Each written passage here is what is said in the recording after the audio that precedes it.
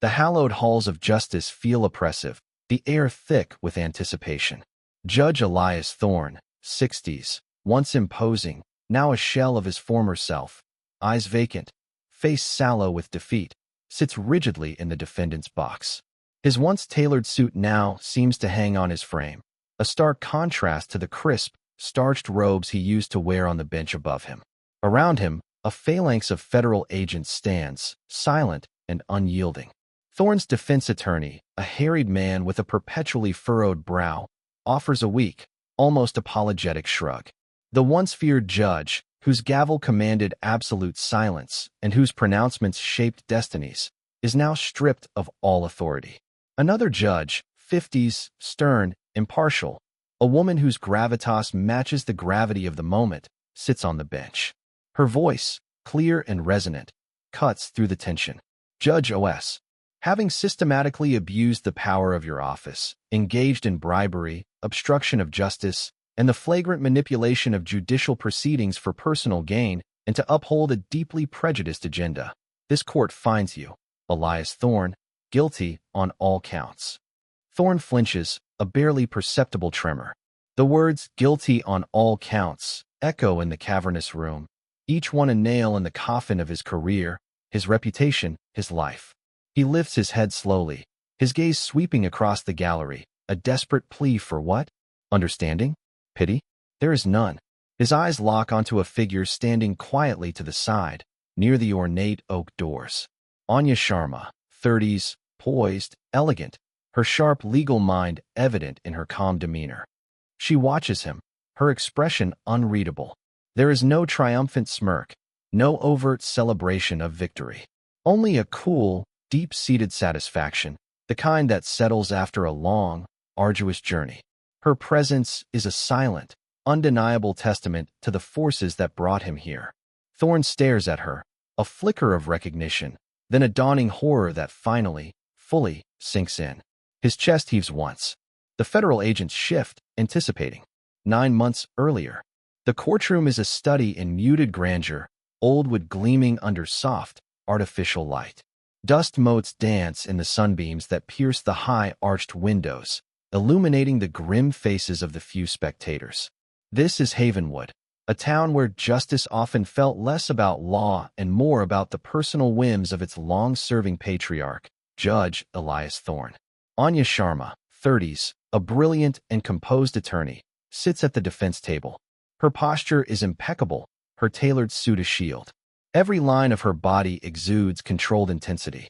Beside her, Marcus Sharma, 20s, her younger brother, looks considerably less composed. His hands are clasped tightly on the table, knuckles white, his youthful face etched with a fear he tries, but fails, to conceal. His gaze is fixed on the imposing figure of Judge Elias Thorne, 60s, who presides over the courtroom like a king on his throne. Thorne, with his meticulously groomed silver hair and a perpetual air of self-importance, leans back slightly in his ornate chair. He surveys the room with an almost theatrical disdain, his eyes lingering on Anya and Marcus for a beat too long. His voice, when he speaks, is a low rumble, laced with an irritatingly condescending tone. Judge Thorne, Miss Sharma, are you quite finished with your theatrics? The hour grows late, and I have other, more pressing matters to attend to. Anya's gaze remains steady, meeting his without flinching. Anya, Your Honor, I am merely attempting to present a comprehensive defense for my client, as is his constitutional right. The testimony of the last witness, given under duress and riddled with inconsistencies, directly contradicts the evidence we submitted regarding the time of the alleged incident. Thorne raises an eyebrow, a flicker of amusement in his eyes. Judge Thorne, inconsistencies, Miss Sharma, are often the refuge of those with something to hide. Are you suggesting this court is incapable of discerning truth from fiction? Or perhaps that your client's narrative simply doesn't align with the rather inconvenient facts presented by the prosecution? His voice carries a subtle sneer, directed less at Anya's argument and more at her very presence, her competence. He dismisses her point with a dismissive wave of his hand. Judge Thorne, enough. The jury has heard all they need to hear. This court moves to sentencing. Marcus's head snaps up, his eyes wide. Anya places a calming hand on his arm, a silent command for him to remain still. She knows this is coming. She has seen Thorn operate. She stops at the window, staring out at the sleepy, oblivious streets of Havenwood. Anya feels a sliver of relief, quickly suppressed. She knows her mother. This isn't a promise of a quick fix, but a commitment to activating the hidden mechanism, a deep, impartial investigation that would operate silently, far from Thorn's local influence, targeting the rot at its core. Lena Sharma, OS. I'll speak with the Public Integrity Section and the Office of Professional Responsibility. We'll initiate a preliminary inquiry, quietly, discreetly. They'll start by looking at patterns, anomalies in sentencing, specific complaints that might have been buried. No direct connection to Marcus's case for now, of course. Just a broad sweep. Understood? Anya. Understood, mother. Thank you. Anya hangs up, her jaw tight. The raw fury has receded, replaced by a cold, sharp resolve. She has activated the higher system, the one that operates beyond the petty fiefdoms and corrupt local networks. Thorn believed he was untouchable. He was wrong. His fatal underestimation of Anya Sharma had just begun. The game was no longer being played by his rules. The shift in atmosphere in Havenwood was imperceptible to most, a subtle change in the prevailing wind rather than a sudden storm. The town square, usually buzzing with local gossip and the gentle rhythm of small-town life, now occasionally played host to a different kind of visitor. Two men, dressed in nondescript dark suits, sat at an outdoor cafe, sipping lukewarm coffee. They didn't look like tourists. Their eyes, though seemingly casual, missed nothing. These were Mark Jenkins, 40s, sharp, meticulous, a senior investigator from the Department of Justice's Public Integrity Section, and Sarah Chun, 30s, observant, detail-oriented, a forensic auditor. They were the vanguard, the first tendrils of the higher system, extending into Thorn's domain. Their presence caused a minor stir, mostly of vague curiosity. Townspeople, accustomed to the familiar faces of Havenwood, wondered if they were real estate investors or perhaps new consultants for the ailing textile mill. No one suspected they were silent predators, sent to dismantle a judicial empire. Int. Havenwood Courthouse, Judge Thorn's chambers, day. Judge Thorn, oblivious to the true nature of these new arrivals, was in his chambers, poring over documents related to a new zoning dispute, a matter far more tedious than his usual fare of criminal sentences. His clerk, a timid woman named Ms. Henderson, knocked hesitantly. Ms. Henderson, Your Honor, there are some individuals from the Department of Justice here. They say they're conducting a routine review of regional judicial practices and wish to examine some of our case files and administrative procedures. Thorn chuckled, a dry, dismissive sound. He leaned back in his leather chair, a smirk playing on his lips. Judge Thorn, the DOJ, you say? Good heavens. One would think we were in Washington. Tell them to make an appointment. And inform them that while I appreciate their concern for our little backwater, we here in Havenwood are quite adept at handling our own affairs. This isn't a federal court, Miss Henderson. Our records are our own. Miss Henderson, they were rather insistent, Your Honor. They mentioned having a directive from Attorney General Sharma's office, and they have a subpoena for certain records. Thorn's smirk faltered for a fraction of a second. Sharma. The name registered, but only as a vague, abstract authority, not a direct threat. He still didn't connect it to Anya. The Attorney General was a distant, federal entity, far removed from the local politics he so expertly manipulated. A subpoena, though, that was a nuisance. Judge Thorn. Fine. Send them in. But tell them they'll get exactly what's strictly required. Nothing more. Bureaucrats, always poking their noses where they don't belong. Probably just trying to justify their salaries. He waved his hand dismissively. Jenkins and Shin entered, their faces impassive. They introduced themselves with polite formality, which Thorn met with a theatrical sigh and an air of weary condescension. Judge Thorn. Gentlemen. Lady. Welcome to Havenwood. I trust you'll find our judicial system to be a model of efficiency, if a bit provincial for your Washington tastes. What precisely are you looking for, and how quickly can we dispense with this charade? Jenkins offered a slight, almost imperceptible smile. Mark Jenkins. Just a routine review, Your Honor. We'll need access to all criminal case files from the past 5 years, particularly those involving disproportionate sentencing or unusual prosecutorial discretion. And your financial records, of course, relating to any grants or state funds allocated to your office. Thorne's eyes narrowed. Disproportionate sentencing. Unusual prosecutorial discretion. That hit a little too close to home. But he maintained his bravado. Judge Thorne, I assure you, everything here is above board. But by all means, knock yourselves out. Just don't expect to find anything more exciting than a missing staple gun. This is Havenwood, not the Pentagon. He gestured vaguely towards a storeroom filled with dusty boxes of old files. He genuinely believed they would find nothing, or at worst, some minor administrative error he could easily explain away. His complex of superiority remained fully intact. EXT, Havenwood, Anya's law office day. From her own small office across town, Anya had noticed the new faces, the federal plates on the rental cars. She saw Jenkins and Chun having coffee, their demeanor subtly different from the locals. A faint, almost imperceptible hum of activity had started to emanate from the courthouse. She hadn't heard directly from her mother. She wouldn't. That was the agreement. But Anya felt it, a faint ripple in the stagnant waters of Havenwood. The hidden mechanism had begun its silent, relentless work. She knew Thorne, in his arrogance, would brush them off. That was his first, fatal mistake. He saw bureaucrats. Anya saw the first quiet tremor of an earthquake. Weeks turned into a quiet, methodical grind. Jenkins and Chun, along with a small team that subtly expanded, burrowed deep into the Havenwood courthouse records. The dusty, unindexed boxes that Thorne had so dismissively offered became their hunting ground. The local clerks, initially resistant and slightly resentful of the Washington types, slowly began to cooperate, nudged by the federal agents' calm persistence and the quiet authority that came with their badges.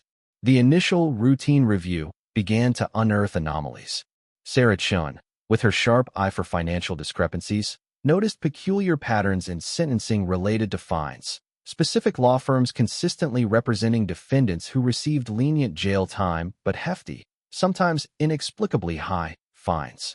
These fines often funneled into obscure local funds, bypassing state oversight. Mark Jenkins, meanwhile, delved into the court transcripts.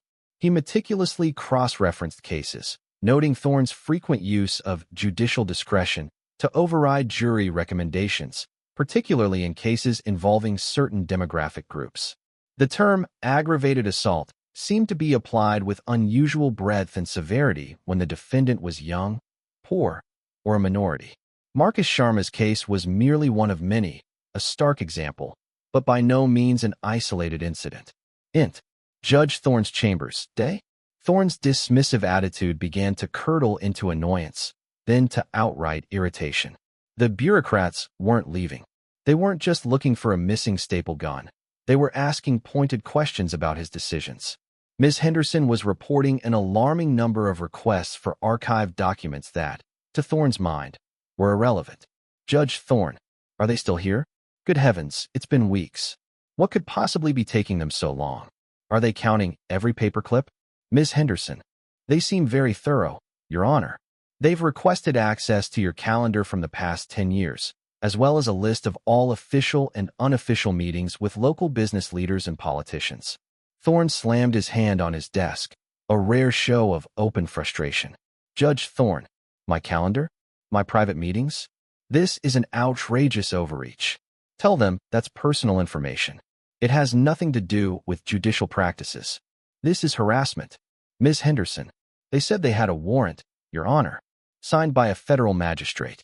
The word warrant sent a shiver down Thorne's spine. A federal warrant. This was no longer a routine review. The casual disdain he had shown the federal agents now felt like a dangerous miscalculation. He tried calling his contacts, the mayor, the local district attorney, even a state senator he'd done favors for over the years. Each conversation was met with vague assurances, polite deflections, or outright panic. The message was clear. No one wanted to directly confront the Department of Justice. The wall of local influence he had built was beginning to show its first, faint cracks. EXT, local coffee shop, day?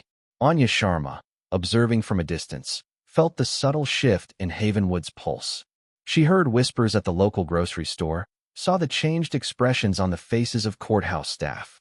The federal agents, initially ignored, were now topics of hushed, speculative conversation.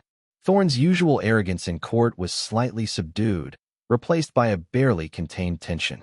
He snapped at lawyers, rushed proceedings, and his microaggressions, while still present, were delivered with less flourish, more nervous energy. She knew they wouldn't find anything immediately. Thorne was too cunning, too deeply entrenched. But the methodical nature of the federal agents, their quiet, unwavering presence, was a force Thorne had never encountered. He was used to local challenges, to adversaries he could outweed or intimidate. But these agents were an abstraction, a relentless process, devoid of personal ambition or local ties. Anya watched as Jenkins and Chun left the courthouse, their faces still impassive, but with a new, quiet determination in their stride. They carried several boxes of documents now, not just one or two. The seed she had planted was growing, its roots slowly but surely beginning to destabilize the carefully cultivated soil of Thorne's corrupt domain. The invisible war was underway. The Havenwood Hotel's conference room, repurposed into a temporary DOJ field office, was a hive of activity. Boards were covered with flowcharts, connecting names, dates, and transactions. Sarah Chin's forensic audit had uncovered a pattern of suspicious financial contributions to local political campaigns, all linked back to a network of businesses that frequently appeared in Thorne's court, often benefiting from favorable rulings or reduced penalties. Mark Jenkins, meanwhile, had found a disturbing number of sealed cases that, upon federal review, revealed alarming irregularities. Cases where crucial evidence had vanished, where witness testimonies had been inexplicably suppressed, or where appeals were summarily dismissed on highly technical, often dubious, grounds. Many of these involved defendants who had posed a threat to the business interests of Thorne's cronies. Mark Jenkins. Look at this, Sarah. State versus Ramirez, 2017. Drug possession, relatively minor. But Ramirez owned a prime piece of real estate the mayor's brother-in-law wanted. Thorne gave him maximum sentencing, effectively seizing the property through a quick eminent domain proceeding afterward. The paper trail is a mess, but the outcome is clear. Sarah Chun. And here, the Havenwood Development Fund. On paper, it's for civic improvements. In reality, a significant portion of its budget, derived from court fines, cycles through a holding company owned by Thorne's cousin, who then funnels it into these exact political campaigns. It's a closed-loop system of self-enrichment. It wasn't just about a single biased judge anymore. They were uncovering a full-blown racket, a carefully constructed system of influence peddling and corruption that permeated the local government and judicial system. Thorne was not merely the head of this system. He was its most crucial, most protected pillar. Int. Havenwood Courthouse, Judge Thorne's Chambers, Day. Thorne was no longer merely irritated. He was beginning to panic. The federal agents were no longer polite. Their questions were sharper, their demands for documents more insistent. They had moved beyond judicial practices and were now openly questioning his personal finances, his connections to local contractors, even the details of his annual fishing trips. He had caught snippets of conversation, hushed rumors about a full-scale federal investigation. He called his friends again. This time, the fear in their voices was palpable. Local West phone. Elias, for God's sake, they've started asking about the Sanchez case. And the land deal with the county commission. They're digging up everything. I told them I had no idea, that you handled everything. But they have documents. Thorne felt a cold knot in his stomach. The Sanchez case. A messy affair he'd thought long buried, involving a missing key witness and a rigged land dispute that benefited the very being now squirming. Judge Thorne. Documents? What documents? That was years ago. Local West phone. They have bank statements, Elias. And a recorded conversation someone took of old Manelli. Remember him? He talked before he disappeared. They're talking about RICO charges. This isn't just about you anymore. This is about all of us. The phone clicked dead. Thorne slowly lowered the receiver. RICO. Racketeer Influenced and Corrupt Organizations Act. That was federal.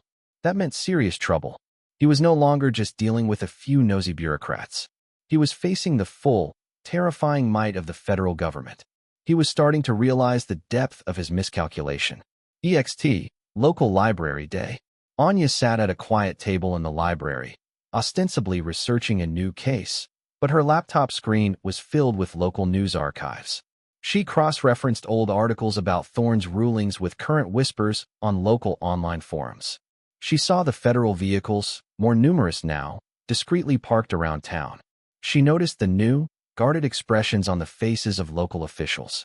She had received a coded message from an anonymous source, a sympathetic clerk within the courthouse who feared for her own safety, but wanted to see justice done.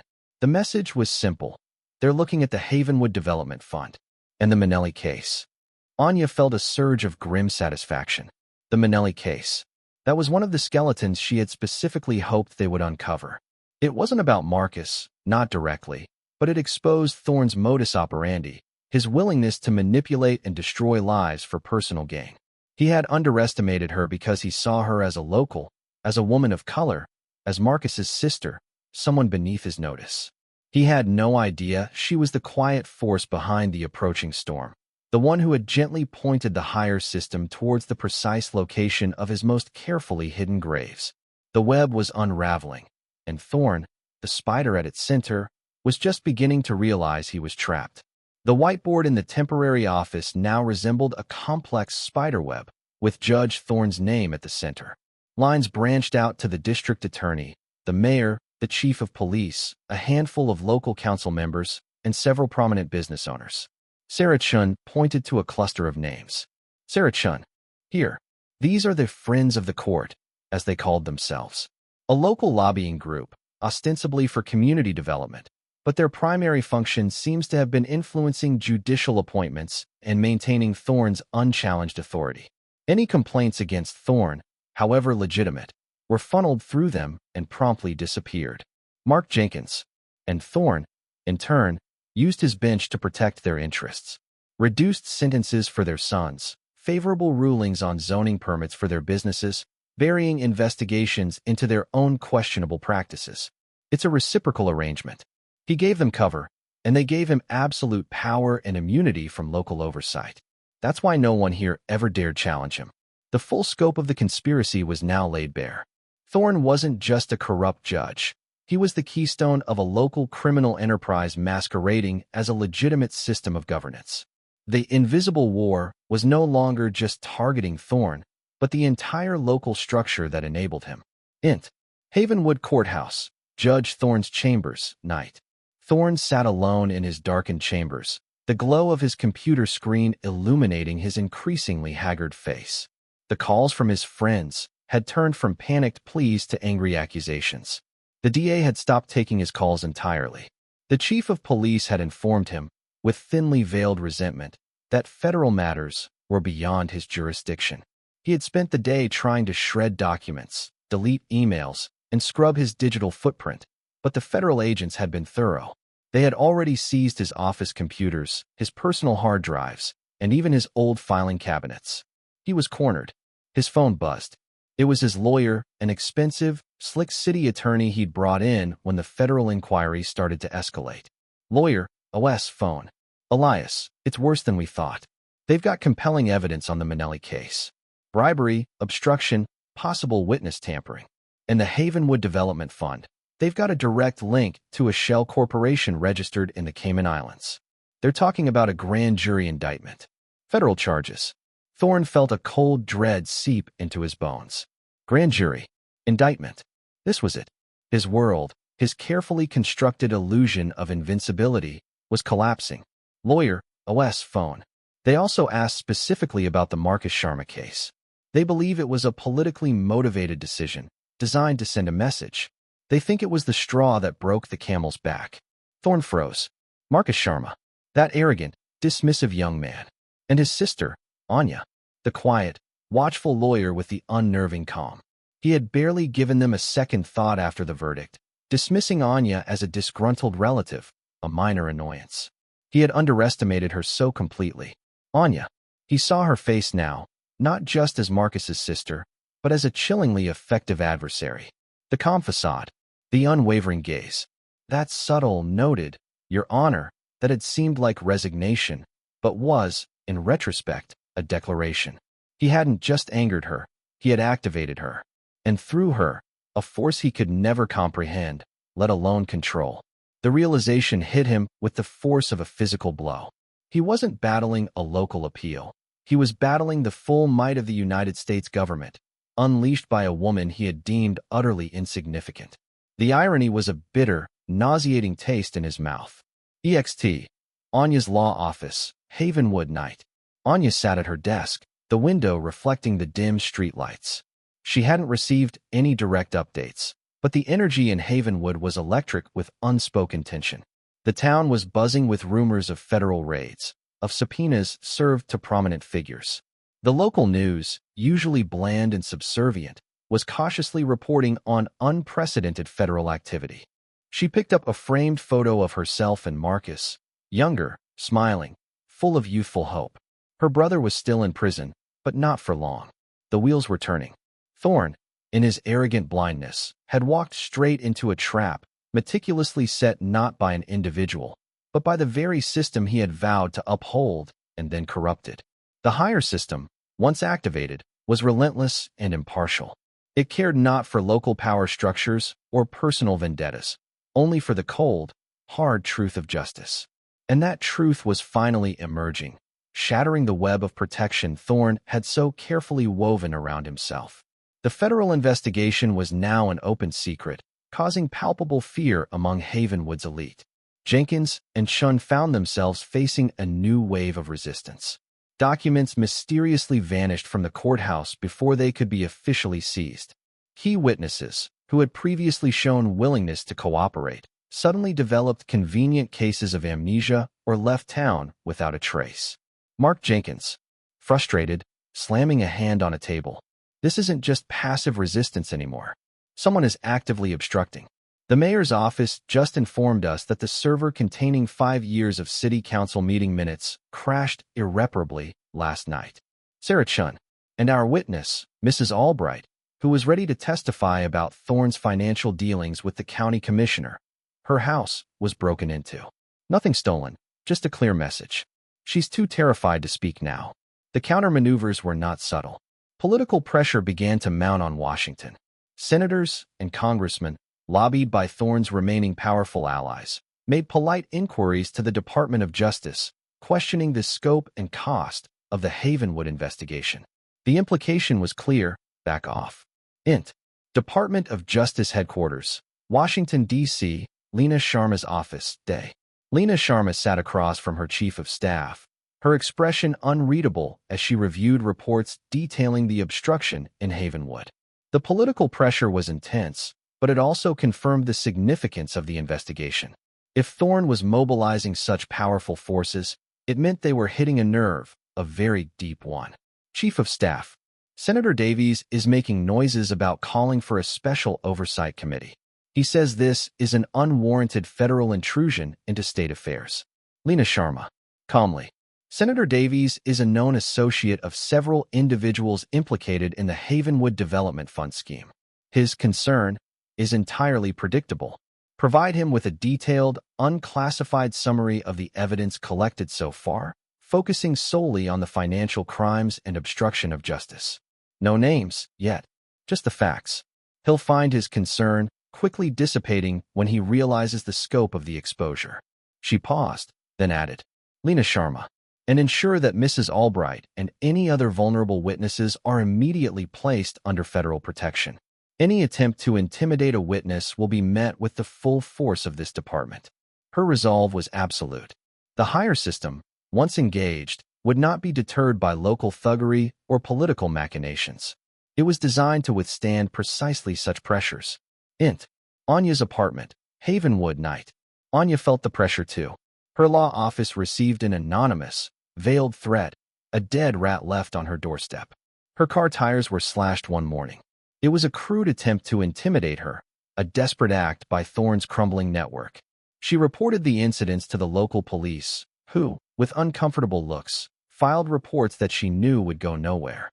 But she also had a discreet conversation with a contact she'd cultivated within the federal team, subtly relaying information about the new threats. Later that evening, a quiet, unmarked SUV parked down the street from her apartment.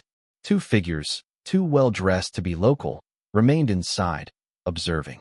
Anya knew she was being watched, being protected. The federal system wasn't just investigating Thorne. It was safeguarding those who dared to stand against him. She felt a chilling sense of vindication. Thorne's last-ditch efforts to maintain control were failing. His tactics, so effective at the local level, were impotent against the vast, impersonal machinery of federal law enforcement. He was thrashing, but his thrashing only confirmed his guilt and the righteousness of the path she had chosen. The web of protection around him was now not only frayed but actively being dismantled. The walls were closing in. The office was a scene of controlled triumph. The countermaneuvers had backfired, serving only to solidify the resolve of the federal team and inadvertently highlight the depth of the corruption. With federal protection, Mrs. Albright had not only testified but had provided damning details about cash payments and secret meetings. The crashed city council server had been forensically recovered by DOJ tech specialists, revealing deleted emails detailing illicit land deals and kickbacks involving the mayor and Judge Thorne. Mark Jenkins, holding up a printout. We've got him. The original audio recording of Manelli, detailing Thorne's explicit instructions to fabricate evidence in the Ramirez case. It was hidden in a safe deposit box Manelli kept. He must have known Thorne would come for him eventually. Sarah Chun. And these are the financial records from the Cayman Islands Shell Corporation. Traced the money directly from the Havenwood Development Fund, through multiple layers, and then back to accounts controlled by Thorne's family members. It's a textbook money laundering scheme. They had not only uncovered Thorne's recent abuses, but had systematically exhumed decades of his skeletons. The meticulous digging had revealed a pattern of behavior so consistent, so brazen, that it left no room for doubt. Bribery, extortion, obstruction of justice, witness intimidation, and the systematic denial of due process. The picture was complete, painted with undeniable evidence. Int. Federal Marshal's Office, Havenwood Day. Anya Sharma sat with Mark Jenkins, reviewing a stack of documents. She had been called in, not as a witness, but as a consultant, a quiet advisor. Her knowledge of Havenwood's intricacies, her understanding of Thorne's subtle manipulations, had proven invaluable. Mark Jenkins, leaning forward. Ms. Sharma, we've connected the dots on Marcus's case. The witness who supposedly identified him? She was a relative of the prosecutor's assistant, who worked closely with Thorne. Her testimony was coerced, and she was offered leniency on a separate, minor charge in exchange for it. We have the internal communications. Anya felt a mix of relief and renewed fury. Relief that the truth was finally out. Fury at the audacity of Thorne's corruption. Anya, I suspected as much. Her testimony never felt right. The timelines, the details, they always seemed just a little too perfect. What about the physical evidence they claimed to have? Mark Jenkins. Fabricated. A single, smudged fingerprint lifted from an unrelated incident and planted. We found the original forensic report, carefully edited. The technicians involved have already agreed to cooperate in exchange for immunity. It seems Thorne ran a tight, but ultimately fragile, ship. He used fear, but fear is a poor foundation for loyalty. Anya nodded slowly. This was it. The final pieces. She had done her part, not through grandstanding or public accusations, but through the quiet, strategic activation of a force that Thorne couldn't possibly combat. She had allowed the higher system to do what it was designed to do. Investigate impartially and uncover the truth, no matter how deeply buried. Mark Jenkins. We're moving forward with a federal grand jury indictment. The arrests will begin at dawn. Judge Thorne will be among the first. Anya looked out the window, a faint smile playing on her lips. Dawn. A new day for Havenwood. Thorne had underestimated her, had dismissed her as an emotional relative. He had no idea she was the architect of his downfall, the quiet hand that had guided the forces of justice to his door. His carefully constructed world was about to shatter. The invisible war was over. The judgment was at hand. The courtroom, once Judge Elias Thorne's personal fiefdom, was now his cage. The scene from the prologue unfolded with full, brutal context. Thorne, stripped of his robe and dignity, sat hunched in the defendant's box, his face a roadmap of despair. Federal marshals stood guard, their presence a stark contrast to the deferential local deputies who once served him. The gallery was packed, not with his usual fawning acolytes, but with a mix of federal personnel, curious townspeople, and a smattering of press, their cameras flashing. On the bench, an impartial federal judge, 50s, a woman of unyielding integrity from a neighboring district, presided, her gaze stern. The prosecuting attorney, a sharp, unyielding federal prosecutor, stood before the jury, his voice ringing with authority. Prosecuting attorney. Ladies and gentlemen of the jury, for decades, this courtroom, this very seat of justice, was perverted by the man you see before you. Judge Elias Thorne did not uphold the law. He manipulated it. He did not seek justice. He dealt in personal favors, racial bias, and outright corruption. Thorne flinched at each word, his eyes darting nervously. The prosecutor launched into a detailed account of Thorne's crimes. He played audio recordings of Thorne, in his own voice, instructing subordinates to lose inconvenient evidence. Financial statements flashed on large screens, illustrating the flow of dirty money from the Havenwood Development Fund to Thorne's secret accounts. Witness after witness took the stand, no longer cowering, but speaking with a newfound courage under federal protection. The crescendo of revelations culminated with the presentation of evidence related to Marcus Sharma's case. Prosecuting attorney. And perhaps most egregious, in a cynical display of power designed to send a message to anyone who dared challenge him, Judge Thorne knowingly presided over a sham trial, sending an innocent young man, Marcus Sharma, to prison for life. We have the testimony of the forensic technician, Ms. Delgado, who will confirm how Judge Thorne personally instructed her to fabricate fingerprint evidence. We have the coerced testimony of Ms. Ramirez, the star witness, who was threatened with a criminal charge herself if she did not comply. The prosecutor then called a surprise witness, Anya Sharma. She walked to the stand, her posture straight, her face a picture of serene resolve. She swore an oath, her voice clear and strong. Prosecuting attorney. Ms. Sharma, you were the defense attorney for your brother, Marcus Sharma, in the case presided over by Judge Thorne. Can you describe your experience? Anya looked directly at Thorne, who visibly recoiled. Her voice was calm, clinical, devoid of emotion, yet imbued with an undeniable power. Anya, the entire trial was a predetermined outcome. Judge Thorne consistently denied legitimate defense motions, ignored obvious inconsistencies in the prosecution's case, and made prejudicial remarks throughout, both subtle and overt. It was clear his judgment was based not on law, but on deeply ingrained bias and a desire to exert absolute authority. He acted with the absolute certainty of impunity. She paused, allowing her words to sink in. Anya, when he delivered the life sentence, I recognized it not as a judicial decision, but as a declaration of his perceived untouchability. It was at that moment I realized that local avenues for appeal would be futile. The system in Havenwood was designed to protect him. So, I activated a different system. A higher system. Thorne's eyes widened in horror. He finally understood. This was not just the federal government coming for him. This was Anya's quiet, deliberate revenge. The girl he had dismissed, the lawyer he had humiliated, had orchestrated his downfall. The irony was a poison in his throat. Prosecuting attorney. And what system was that, Ms. Sharma? Anya. The Department of Justice, Public Integrity Section. The very system designed to hold corrupt officials accountable, regardless of local power structures. I provided them with the initial framework of my suspicions regarding Judge Thorne's systemic abuses, allowing them to initiate their impartial investigation without any direct involvement in my brother's specific case. I simply pointed them to the rot. They did the rest. Her words were a thunderclap in the silent courtroom.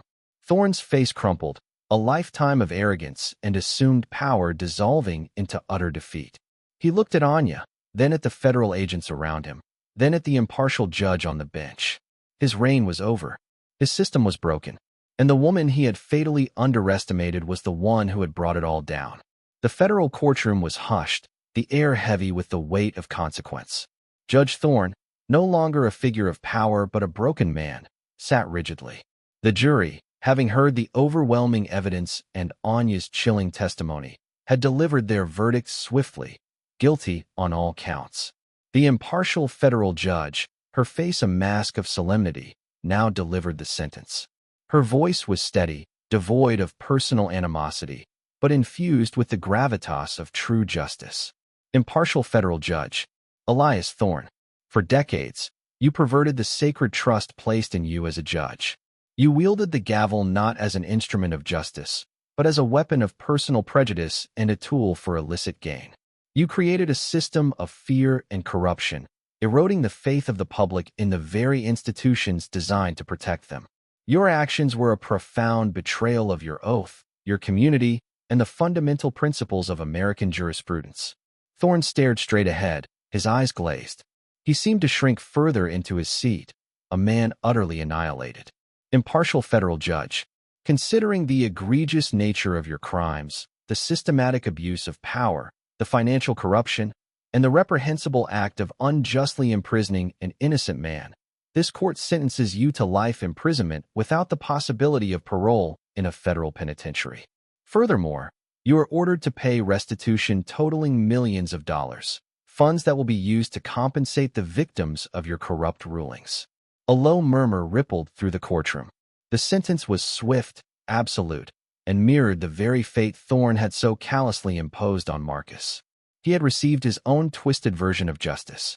Next, the federal prosecutor read out the names of Thorne's co-conspirators: the mayor, the district attorney, the police chief, the corrupt business owners. Each name was followed by a list of charges: bribery, obstruction of justice, racketeering. Their sentences, though not as severe as Thorne's, were substantial, ensuring the complete dismantling of the corrupt Havenwood network. The local prosecutor, the man who had given Thorne a knowing nod during Marcus's trial, now stood in the defendant's box, his face pale with shock. Int. Federal Detention Center, Visiting Room, Day. A few days later, Anya stood at a pane of thick glass, separated from Marcus. His face, though still bearing the scars of his ordeal, was radiant with relief. Marcus, voice slightly muffled through the phone. I can't believe it, Anya. It's over. I'm getting out. Anya, a soft, genuine smile finally gracing her lips. It's over, little brother. The federal court formally quashed your conviction. You'll be home by the end of the week. Marcus shook his head, tears welling in his eyes. Marcus, how did you do it? Everyone said Thorne was untouchable. Anya, her gaze firm, resolute. No one is untouchable, Marcus. Not truly. Not when there's a higher standard of justice that can be brought to bear. Thorne just believed his local power made him immune. He underestimated the reach of true justice. Their conversation was brief, filled with unspoken promises of healing and a new beginning. Int. Federal Marshal's vehicle, Highway Day. In an unmarked federal vehicle, Elias Thorne was being transported to a maximum security federal prison.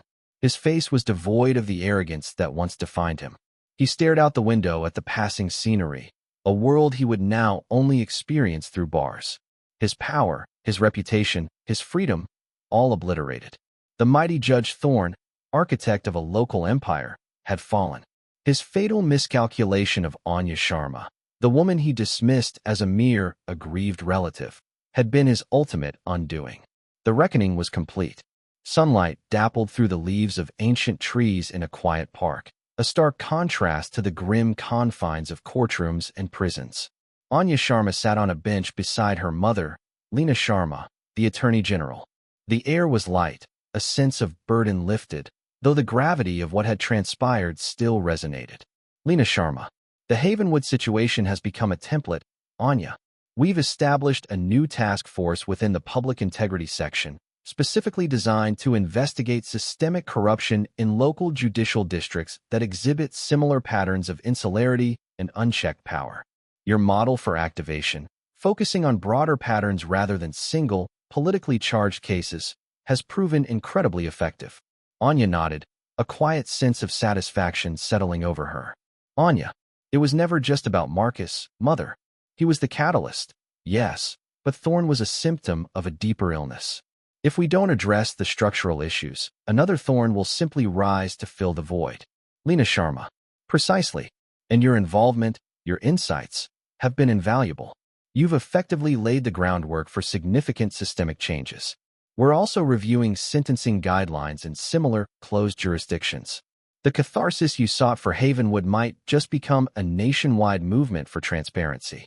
Anya looked out at the tranquil pond, where children were feeding ducks. Marcus was home, slowly adjusting to his freedom, rebuilding his life away from the shadow of Havenwood's corrupted justice. He was attending community college, exploring new passions, his spirit, though scarred, unbroken. The unjust sentence had been overturned, his name cleared, and the real criminals brought to justice. Int. Anya's new office, City Day. Months later, Anya stood in her new office, no longer in Havenwood but in a bustling city. The space was modern, light-filled, a reflection of her renewed purpose. Her old law firm in Havenwood had been dissolved, its mission accomplished. Now, she was establishing a new practice, specializing in civil rights litigation and systemic reform. On her desk sat a single, framed photograph, a smiling Marcus, a free man, with his arm around Anya, their faces alight with hope. A junior attorney, bright-eyed and eager, entered, holding a file. Junior attorney. Miss Sharma, we have a new case. A district judge in a small town in Arizona, accused of similar patterns of bias and manipulation. They're calling it a Little Havenwood. Anya took the file, her gaze sharpening. Her face held no anger now, only a cold, intelligent resolve. The battle for Marcus was won, but the larger war for justice was far from over. Thorn's fall was a powerful lesson, not just for the corrupt, but for those who sought to fight them. Anya, a faint, confident smile playing on her lips. Good. Let's show them what a new dawn looks like. Let's show them that the higher system is always watching, always ready to act. The camera holds on Anya, a formidable, unyielding force for justice, ready to confront the next shadow, to dismantle the next corrupt system, and to ensure that the silent, powerful mechanisms of true justice prevail. The audience is left with a profound sense of catharsis, a belief that even against the most entrenched injustice, victory is possible, and that change, though hard one, is always within reach.